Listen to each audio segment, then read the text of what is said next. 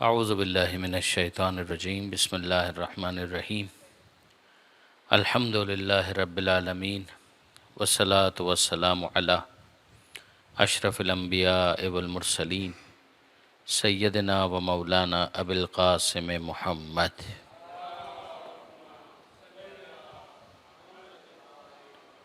و اہل بیتہ الطیبین الطاہرین المعصومین المظلومین المنتجبین المنتخبین المیامین لا سیما علی الامام المنتظر والحجۃ الثانی عشر الذین اذهب اللہ عنہم الرجس وطہرہم تطہیرا۔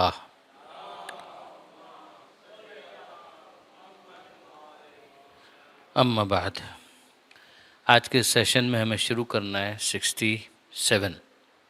67واں یہ جملہ ہے امیر المومنین کا نہج البلاغہ کلمات قصار، جس میں مولا ارشاد فرماتے ہیں کہ لا تستحی من اعطاء القلیل فإن الحرمان اقل منہ، کم دینے سے مت شرماؤ، اس لیے کہ محروم کر دینا اس سے بھی ہلکی اور گری ہوئی بات ہے۔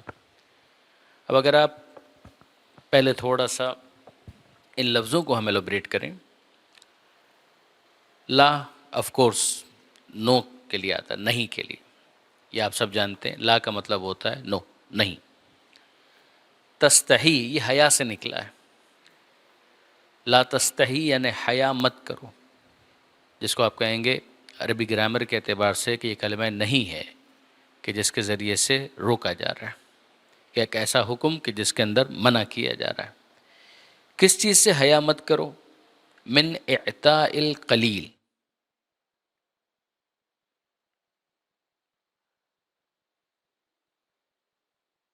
اعطاء کا مطلب ہے دینا، عطا کرنا۔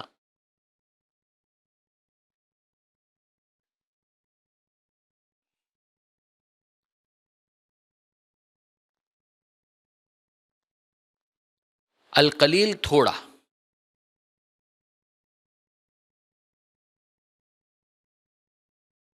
لا تستحی من اعطاء القلیل، تھوڑا دینے سے بھی مت شرماؤ۔ فإن الحرمان اقل منہ، حرمان نکلا ہے محروم کر دینے سے۔ اگر آپ غور کریں نا، کسی چیز کو اگر کہا جاتا ہے کہ جناب یہ حرام ہے، تو حرام کرنے کا مطلب یہ ہے کہ آپ اس سے محروم رہیے، تو وہ محروم رہنا تو اچھا ہے، اس لیے کہ جس چیز کو حرام کر دیا گیا اس کا مطلب یہ ہے کہ وہ انسان کے لیے مفید نہیں ہے، تو اس وجہ سے اس کا محروم کر دیا جانا وہ تو اچھا ہے، مفید ہے۔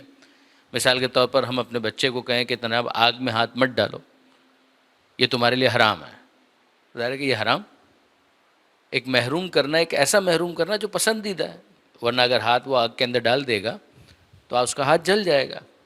لیکن ایک محروم کرنا وہ ہے کہ جو ناپسندیدہ ہے، کہ جہاں پر دینا فائدہ مند ہے اور پھر اس سے اگر اس کو روک دیا گیا تو یہ ایک ایسی محرومی ہے کہ جو ناپسندیدہ ہے۔ عام طور پر اردو میں لفظ محروم اسی معنی کے لیے استعمال ہوتا ہے کہ اگر کہہ دیا جائے کہ جناب اس کو محروم کر دیا گیا، یعنی ایک حق تھا اس کا، یا ایک ایسی چیز تھی جو اسے اپروچ ملنی چاہیے تھی، ایکسیس اس کو ملنا چاہیے تھا اور اس کو نہیں ملا تو اس کو محروم کر دیا گیا۔ تو حرمان کا مطلب ہے محروم کر دینا۔ یہاں پر اس کے لیے جو لفظ استعمال کیا ہے وہ ہے خالی ہاتھ پھیر دینا، خالی ہاتھ اس کو پلٹا دینا۔ عقل کا مطلب ہوتا ہے اس سے بھی کم تر، مگر یہاں پر اس عقل کا مطلب ترجمے کے اعتبار سے جو مفتی صاحب نے کیا ہے وہ ہے گری ہوئی بات،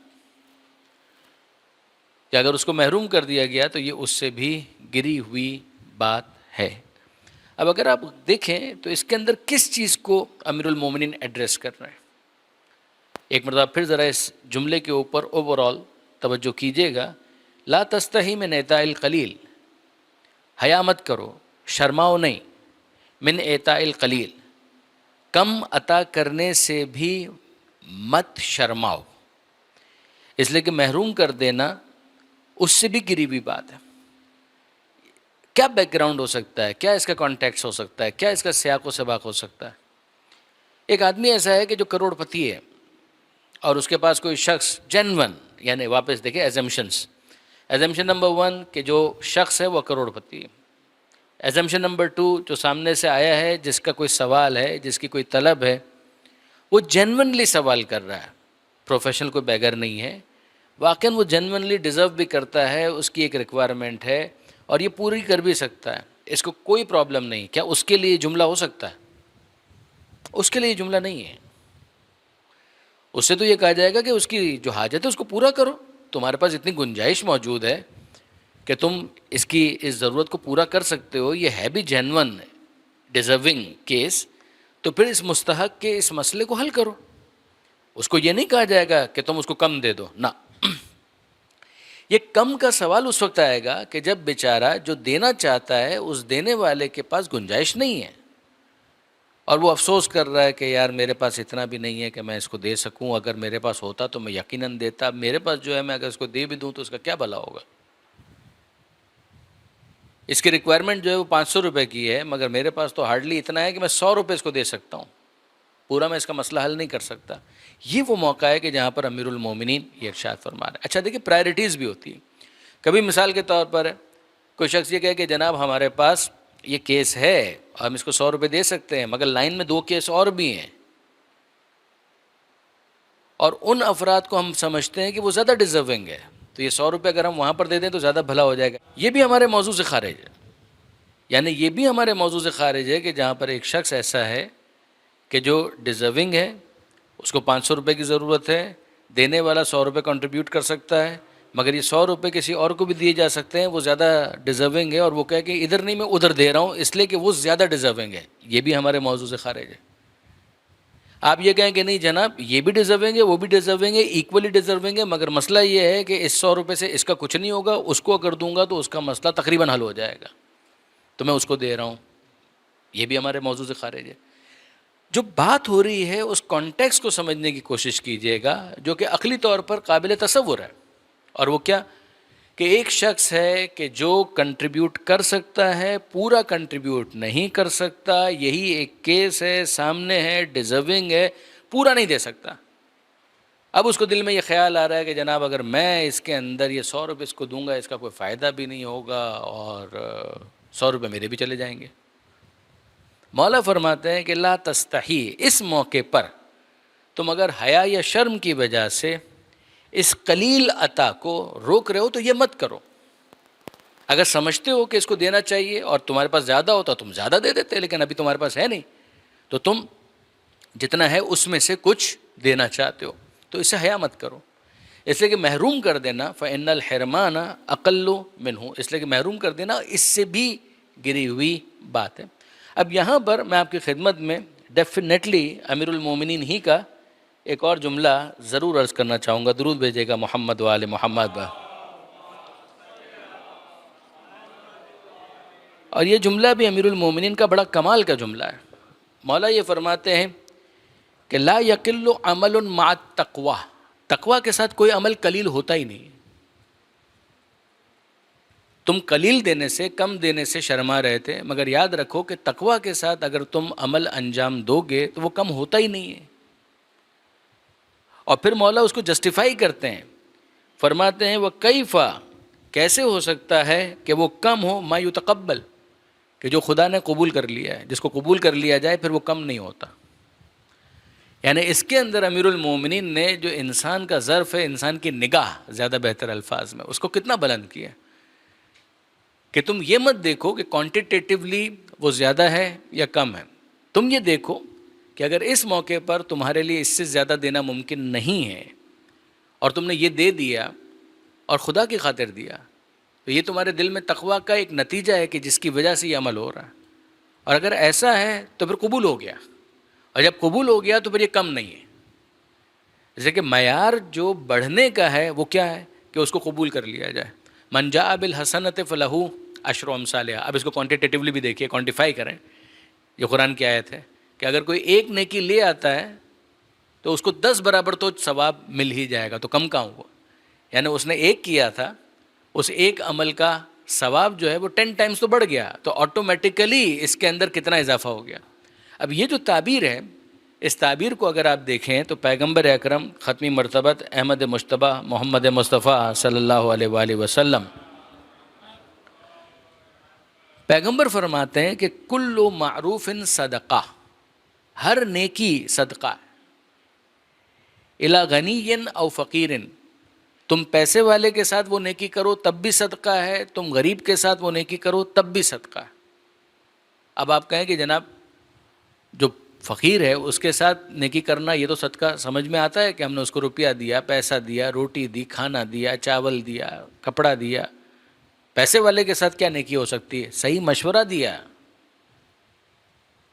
اچھا مشورہ اس کو دیا، اگر کسی موقع پر اس کو کوئی دکھ پہنچا تھا آپ ہمدردی کے لیے پہنچ گئے، غم گساری کے لیے پہنچ گئے، کہ اگر نیکی ہے تو وہ صدقہ ہے، چاہے وہ کسی پیسے والے کے ساتھ کی جائے چاہے کسی فقیر کے ساتھ کی جائے۔ اب اس کے بعد دیکھیے کہ پیغمبر کیا فرماتے ہیں، فتصدقوا، صدقہ دو چاہے کھجور کا آدھا حصہ ہی کیوں نہ ہو، یعنی اس سے بھی مت گھبراؤ۔ اگر آپ کے ذہن میں ہو، ماہ رمضان کے آغاز میں پیغمبر اکرم کا ایک خطبہ ہے، خطبہ شعبانیہ، بہت پڑھا جاتا ہے، جس میں ماہ مبارک رمضان کا تعارف کروایا گیا، بڑا ثواب بیان کیا گیا اس کے اندر۔ اسی میں ایک ثواب اس بارے میں بھی ہے کہ کسی کو افطار کروانا۔ تو کسی نے سوال کیا کہ اللہ کے رسول ہم میں سے ہر ایک تو اس قابل نہیں ہے، لیسا کلنا یقدر علی ذلک، ہم میں سے ہر ایک اس قابل نہیں ہے کہ لوگوں کو کھانا کھلا سکے۔ تو پیغمبر نے ارشاد فرمایا کہ کیا تم کھجور کے ایک دانے سے یا پانی کے ایک گھونٹ سے بھی کسی کا افطار نہیں کروا سکتے؟ یہ کیوں پیغمبر کہہ رہے ہیں؟ اور ساتھ میں وضاحت بھی کی کہ اگر اس سے زیادہ کی تمہاری طاقت نہیں ہے تو یہ سارا ثواب اتنا کرنے پر بھی تم کو ملے گا۔ اس میں اس بات کو ہائی لائٹ کیا کہ اگر اس سے زیادہ کی تمہاری طاقت نہیں، یعنی ایسا نہ ہو کہ مثال کے طور پر ایک انسان ہے، کروڑ پتی ہے، اس کا خود کا دسترخوان تو بڑا رنگین ہے اور سب کو کھجوریں ہی بانٹ رہا ہے افطار کے اندر، یہ بھی نہ ہو۔ لیکن اگر واقعا اس کی گنجائش نہیں ہے تو پھر اگر ایک شخص اس اسپرٹ کو فالو کرے تو کم سے کم اس کے اندر جنروسٹی، سخاوت کی خو پیدا ہو، اس کے اندر ایک اخلاق اس طرح کا جنریٹ ہو کہ جس کے اندر اس کا ہاتھ دینے والا بنے، لینے والا نہ بنے، اس کے اندر ایک خواہش ہو کہ موقع آئے گا تو میں کنٹریبیوٹ کروں گا۔ یہ وہ چیز ہے کہ جس کو یہاں پر ہائی لائٹ کیا جا رہا ہے۔ اب ذرا اس حدیث کو میں مکمل کروں کہ پیغمبر فرماتے ہیں پہلی بات کہ ہر نیکی صدقہ ہے، چاہے امیر کے ساتھ کی جائے چاہے فقیر کے ساتھ کی جائے، صدقہ دو چاہے کھجور کا ایک دانہ بلکہ آدھا دانہ بھی اگر دو تو بھی۔ اتقوا النار، جہنم کی آگ سے اپنے آپ کو بچاؤ چاہے کھجور کے آدھے دانے کے ذریعے سے۔ اب اس کے بعد پیغمبر فرماتے ہیں فَإِنَّ اللَّهَ عَزَّ وَجَلَّ، کہ اللہ عز وجل یربیہا لصاحبہا، جو صدقہ دینے والا دیتا ہے اللہ اس کی پرورش کرتا ہے، اللہ اسے پروان چڑھاتا ہے۔ یعنی اگر ایک انسان ہے وہ کہے جناب میں نے تو اتنا تھوڑا سا دیا ہے، کہ جو تم نے تھوڑا سا دیا ہے اسے خدا پروان چڑھاتا ہے۔ کما یربی احدکم فلوہ او فصیلہ، جس طرح سے کہ تم میں سے کوئی شخص ایک جانور کا بچہ لے اور اس کو آہستہ آہستہ پروان چڑھائے۔ جیسے بہت سارے افراد کرتے ہیں نا کہ مثال کے طور پر بکری کا ایک بچہ لے لیا یا گائے کا ایک بچہ لے لیا اور اس کے بعد آہستہ آہستہ اس کو پال رہے ہیں کہ یہ بڑا ہو جائے گا۔ کہ جس طریقے سے تم ایک جانور کا بچہ لیتے ہو، چاہے وہ گھوڑے کا ہو چاہے وہ اونٹنی کا بچہ ہو، یہاں پہ دو مثالیں دی ہیں پیغمبر اکرم نے، اور تم اس کو جس طریقے سے بڑا کرتے ہو اور وہ بعد میں بڑا ہو جاتا ہے، کہ اسی طریقے سے تمہارا دیا ہوا صدقہ پروردگار عالم کے پاس امانت ہے، خدا بند متعال اس کی پرورش کرتا ہے، اس کو بڑا کرتا ہے، یہاں تک کہ جب تم میدان قیامت میں خدا سے ملاقات کرو گے تو تمہارا وہی صدقہ خدا تمہارے حوالے کرے گا، وہ اتنا بڑا ہو چکا ہوگا جیسے کہ ایک پہاڑ۔ اب یہاں سے ان تمام تر چیزوں کو اگر آپ دیکھیں تو ایک دوسرے کو کمپلیمنٹ کرتی ہیں۔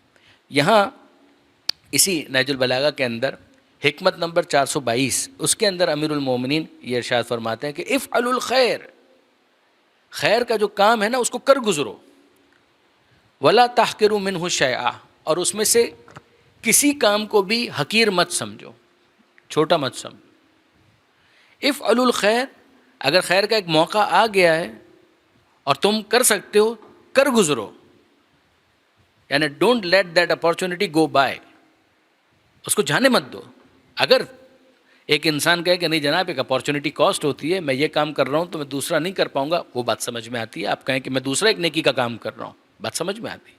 لیکن اگر آپ یہ کہیں کہ نہیں جناب اس وقت صرف اتنا ہے کہ یار چھوٹا سا تو ایک نیکی کا کام ہے، اس کو ابھی کر کے کیا، نہ، اس کو کر گزرو. افعلوا الخیر، اس اپارچونیٹی کو جانے مت دو، اس نیکی کے کام کو کر گزرو. ولا تحقروا منہ شیئا، اور اس خیر کے کام میں سے ذرا سے کو بھی حقیر مت سمجھو. یہ مت سمجھو کہ یہ چھوٹا سا کام ہے، اس کی کیا حیثیت ہو سکتی ہے. فإن صغیرہ کبیر، اس لیے کہ یہ چھوٹا بھی ہے تو بڑا ہے، اور کم بھی ہے تو کثیر ہے. جو تم کو چھوٹا لگ رہا ہے وہ صغیر دکھنے میں ہے، تاثیر کے اعتبار سے کبیر. اور اگر تم کو کم دکھ رہا ہے کوانٹیٹیولی تو یاد رکھنا کوالٹیٹیولی وہ رزلٹ دینے والا ہے کہ جس کے بعد وہ قلیل کثیر ہو جائے گا. اب یہاں پر آیت اللہ ناصر مکارم شیرازی نے پیام امیر المومنین کے اندر نہج البلاغہ کی جو ان کی شرح ہے اس میں انہوں نے سورہ توبہ کی ایک آیت کا حوالہ دیا، اور یہ آیت واقعاً اگر ڈسکس نہ کریں تو زیادتی ہوگی. اس آیت کا نشان ہے سورہ توبہ کی آیت نمبر 79. اچھا، اس کا بیک گراؤنڈ کیا ہے؟ نام بھی دیا گیا ابو عقیل انصاری، یا کوئی دوسرا نام بھی بعض دیگر مفسرین نے دیا ہے، مگر اس کے اندر ہے کیا؟ یہ جنگ تبوک کے کانٹیکس میں اعطاء القلیل، اس کو یاد رکھیے گا، ٹھیک ہے، کم دینا. یہ جنگ تبوک کے کانٹیکس میں ہے. جنگ تبوک پریکٹیکلی نہیں ہوئی، مگر ہوتی تو بہت بڑی جنگ ہوتی، تھا بھی بہت فاصلہ، بہت دور جانا تھا. سورہ براءت یا سورہ توبہ کا ایک بڑا حصہ اسی غزوے کے بیک گراؤنڈ میں ہے. یعنی مسلمان گئے بھی، پیغمبر اکرم ان کو لے کر گئے، اور یہی وہ جنگ تھی کہ جیسے مولا کائنات کو کہا کہ تم مدینے میں رہو، تو پیغمبر اکرم نے یہ ارشاد فرمایا تھا کہ انت منی بمنزلت ہارون من موسیٰ الا انہ لا نبی بعدی، کہ نسبت وہی ہے کہ جو ہارون کی موسیٰ سے تھی، مگر یہ کہ میرے بعد کوئی نبی نہیں آئے گا. صحیح بخاری میں بھی ہے، صحیح مسلم میں بھی ہے. اس جنگ کے حوالے سے پیغمبر اکرم نے ایک خاص اہتمام کیا کہ بہت فاصلہ ہے، دور جانا ہے، جن فورسز سے پروبیبلی لڑنا ہے وہ فورسز بھی بہت زیادہ ہیں، لہٰذا جو جتنا کنٹریبیوٹ کر سکتا ہے وہ آئے اور کنٹریبیوٹ کرے. تو اس میں ملتا ہے کہ ابو عقیل انصاری ایک شخص تھے، صحابی، اور وہ بیچارہ غریب آدمی، کنوؤں سے پانی لانا، سیراب کرنا، یہ اس کا کام تھا. تو کوئی بہت مالدار، کوئی پیسے والا نہیں تھا. تو انہوں نے کیا کیا؟ انہوں نے کہا کہ بھائی میرے پاس تو ویسے ہی کچھ نہیں، اب میں کیا کروں؟ تو انہوں نے اس موقع پر فیصلہ یہ کیا کہ میں ایکسٹرا لیبر کروں گا تاکہ کچھ جنریٹ کر سکوں. تو یہ ملتا ہے کہ مثلا وہ جتنا کام کرتے تھے انہوں نے دگنا کام کیا، اور ایز اے ریزلٹ وہ 2 من کھجوریں حاصل کرنے میں کامیاب ہوئے. 1 من کھجور انہوں نے رکھی اپنے گھر کے لیے، اور 1 من کھجور وہ لے کر آ گئے، اور اللہ کے رسول کی خدمت میں لا کر اس کو ڈھیر کر دیا. اللہ کے رسول، یہ میں ان مجاہدین فی سبیل اللہ کے لیے میں لے کر آیا ہوں کہ راستے میں کھانے کی ضرورت ہوگی تو ان کی غذا کے لیے، رزق کے لیے، جیسا آپ مناسب سمجھیں اس کو استعمال کریں. پیغمبر اکرم نے قبول کر لیا. اور ظاہر ہے کہ اس موقع پر منافقین، اچھا سورہ براءت کو اگر آپ دیکھیں گے تو اس کا ایک بہت بڑا حصہ منافقین کے کنڈمنیشن پر مشتمل ہے. سورہ انفال اور سورہ براءت یہ دونوں سبسیکوینٹ سوراز ہیں، 8واں سورہ سورہ انفال اور 9واں سورہ سورہ براءت، جس کو سورہ توبہ بھی کہتے ہیں. اور ان دونوں کے اندر اگر آپ دیکھیں گے تو آپ کو منافقین کا ذکر بہت زیادہ ملے گا. تو یہاں پروردگار عالم نے ان منافقین کے اس رویے کو بیان کیا کہ انہوں نے کیا کیا، انہوں نے اس کا مذاق اڑایا. انہوں نے اس کا مذاق اڑایا، یہ حضرت کو دیکھیے، یہ لے کر آئے، جنگ میں جانا ہے، اتنا دور جانا ہے، لے کر کیا آئے؟ 1 من کھجورے لے کر آئے مجاہدین کے کھانے کے لیے. یہ جو انداز ہو سکتا ہے مذاق اڑانے کا، تو انہوں نے اس کا تمسخر کیا، مذاق اڑایا. جس پر پروردگار عالم نے اس آیت کے اندر کی کہا کہ یہ وہ لوگ ہیں کہ جو اس کا مذاق اڑا رہے ہیں، خدا ان منافقین کا مذاق اڑاتا ہے. یہ تعبیر پروردگار عالم نے استعمال کی. اب یہاں سے اس کو جوڑ لیجئے کہ لا تستحی من اعطاء القلیل. یہ آیت میں پڑھ دوں آپ کی خدمت میں. الذین یلمزون المتطوعین من المؤمنین فی الصدقات. کوئی زیادہ لے کر آئے تو یہ اس کے اوپر عیب لگاتے ہیں. یلمزون لومزہ، ویل لکل ہمزۃ لومزہ، تانا زنی کرنا، برا بھلا کہنا، عیب اس کے اوپر لگانا، بہتان لگانا. پروردگار فرماتا ہے کہ اگر کوئی زیادہ لے کر آتا ہے تو اس کے اوپر تہمت لگاتے ہیں، ریاکاری کے لیے کر رہا ہے۔ آپ اس کے دل میں جھانک کر کیسے دیکھ سکتے ہیں کہ اس کی نیت کیا ہے؟ یعنی دیکھیں، واپس اگر آپ کو یاد ہو تو پہلے سیشن میں بھی جب ہم ڈسکس کر رہے تھے تو کہیں کسی موقع پر میں نے گزارش کی تھی کہ ممبر سے بھی ایک واعظ، ایک مبلغ عمومی بات کر سکتا ہے، ریاکاری نہیں ہونی چاہیے، بالکل نہیں ہونی چاہیے، خدا کے لیے کام ہونا چاہیے، بالکل ہونا چاہیے، تقوی کے ساتھ کام ہونا چاہیے، بالکل ہونا چاہیے۔ بٹ ہاؤ وڈ آئی نو کہ اس کے دل کے اندر ریاکاری ہے، تقوی ہے، خلوص ہے یا نہیں ہے؟ ایک انسان کی ذمہ داری یہ ہے کہ وہ دوسرے کے بارے میں حسن ظن رکھے۔ جب تک یہ چیز اسٹیبلش نہیں ہو جاتی 100%، تب تک اس کو یہی اس کے بارے میں حسن ظن رکھنا ہے کہ جناب یہ جو کام ہو رہا ہے وللہ الحمد اچھی نیت کے ساتھ ہو رہا ہے۔ نہیں، ہم کو کیا معلوم کہ اس کی نیت کیا ہے؟ کہ آپ کو نہیں معلوم ہے، اسی لیے کہا جا رہا ہے کہ حسن ظن رکھیں۔ حسن ظن اسی موقع پر ہوتا ہے، اچھا گمان، اچھا خیال کا، اس کی نیت کو خدا کے حوالے آپ کریں۔ اگر وہ زیادہ لے کر آئے تو انہوں نے کیا کیا؟ یلمزون، الزام لگانا شروع کر دیا، ان کے اوپر بہتان تراشی شروع کر دی، تہمت لگانا شروع کر دیا۔ کن کے اوپر؟ وہ کہ جو اطاعت کرنا چاہ رہے تھے، خوش دلی کے ساتھ صدقات دینا چاہ رہے تھے، ان کے اوپر انہوں نے الزام لگانا شروع کر دیا۔ والذین لا یجدون الا جہدہم، اور وہ کہ جن کے پاس کچھ نہیں تھا، قوت لا یموت، بس اتنا کہ جس سے وہ گزارا کر رہے تھے، ہینڈ ٹو ماؤتھ، وہ بیچارے اگر کچھ لے کر آ جائیں تو پھر یہ لوگ کیا کرتے ہیں؟ فیسخرون منہم، یہ اس کا مذاق اڑاتے ہیں۔ یہاں پروردگار فرماتا ہے سخر اللہ منہم، یہ ان کا مذاق اڑاتے ہیں، خدا ان کا مذاق اڑاتا ہے کہ ان کو حق کیا تھا کہ اس طریقے سے وہ کسی اور کے کنٹریبیوشن کو اس طرح سے تحقیر کے ساتھ دیکھیں، ان کی توہین کریں۔ They had no right to do that, ان کے پاس کوئی حق نہیں تھا کہ وہ اس کام کو انجام دیں۔ وَلَهُمْ عَذَابٌ عَلِيمٌ، اور یہ وہ لوگ ہیں کہ جن کے لیے دردناک عذاب۔ اس کے فوراً بعد وہ والی آیت ہے، اے حبیب اگر آپ ان کے لیے استغفار کریں یا نہ کریں، پروردگار ان کی مغفرت کرنے والا نہیں ہے، منافقین کے بارے میں۔ یہ آیت نمبر 79 یہ بھی بہت ریلیونٹ ہے اس جملے کے ساتھ، لا تستحی من اعطاء القلیل وان الحرمان اقل منہ، کہ شرماؤ مت، کم دینے سے بھی مت شرماؤ۔ اسی سیاق و سباق کے ساتھ کہ جس کو ہم نے پہلے ڈسکس کیا، وہ کانٹیکس ذہن میں رہے۔ فَإِنَّ الْحِرْمَانَ أَقَلُّ مِنْهُ، اس لیے کہ محروم کر دینا یہ اس سے بھی برا معاملہ